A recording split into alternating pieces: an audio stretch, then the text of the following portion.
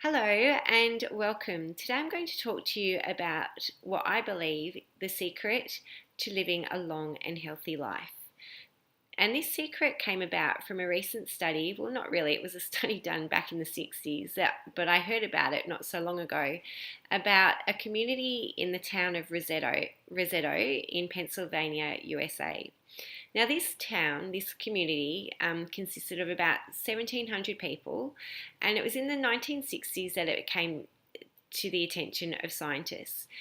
So, this community was an Anglo Italian community, and for some reason, their incidence of heart disease was less than 50% of the national average and was way less than any of the neighbouring towns around it.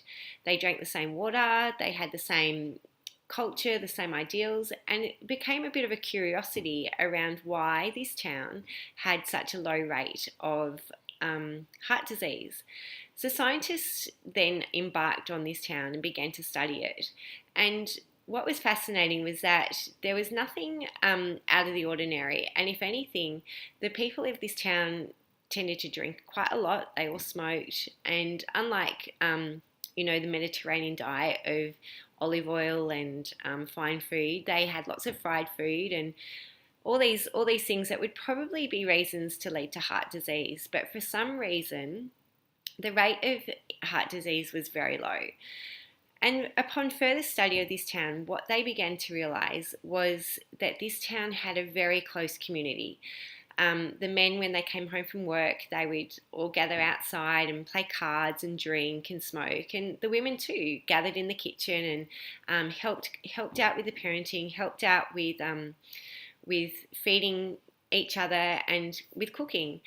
And what also was evident was with all the homes, there was at least 3 generations living in each home. So the elderly weren't marginalised, the elderly weren't isolated or put into institutions. They were well looked after and well respected. And if anything, the elderlies were kind of like they sort of oversaw decisions and oversaw conflict, and were very well respected.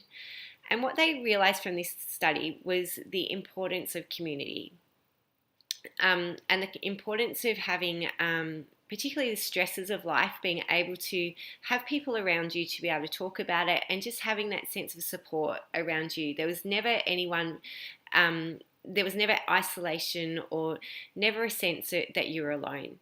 And the interesting thing about this study was that as the children of this generation of Anglo-Italians then began to become more Americanized and then started marrying Americans and started adopting to the American ideal, such as, the white picket fence, the single family home, and where materialism became a lot more popular and sort of like, more focus on money and wealth became, more evident.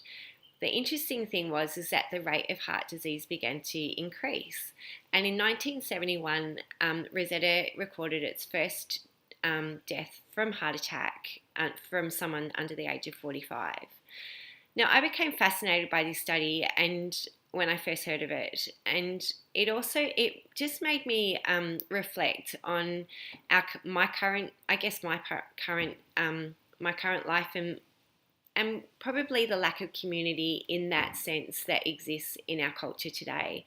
And when I see so many clients that when I ask them about their support system and getting a real sense that support is really lacking in so many people's lives. And I really believe that when we are supported and when we do have that sense of community, that we're able to sort of, it really benefits our mental health and our well-being.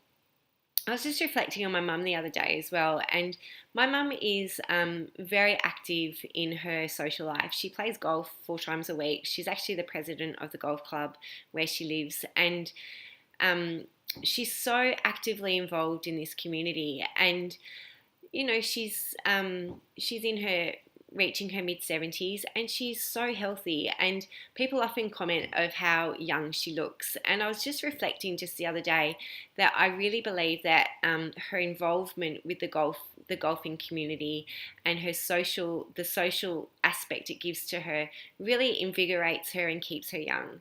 So this is just one example of how in my own life, how I have seen community and support and friendship and connection really enhance someone's health and well-being, and how it also keeps you younger. So with that said, I just would really like to encourage you to reflect on your own community, and how you can perhaps get more involved, and to look at your own support system and where it is that you're lacking, or where it is that perhaps you might need to reach out a little bit more, so that when you are feeling down, or when you know something's happened, that you actually have people to reach out to, because it's so much a part of our culture these days to not, and to actually internalize our emotions and to not express them and not to have that support. And I thoroughly believe that it's through these connections that we have that depression, isolation, feelings of loneliness then are able to be resolved. So I hope you've enjoyed this, and hope you have time to reflect. And if you want to learn more about the town of Roseto, just Google it. It's also been called the Roseto effect, because of just what scientists did discover from this research.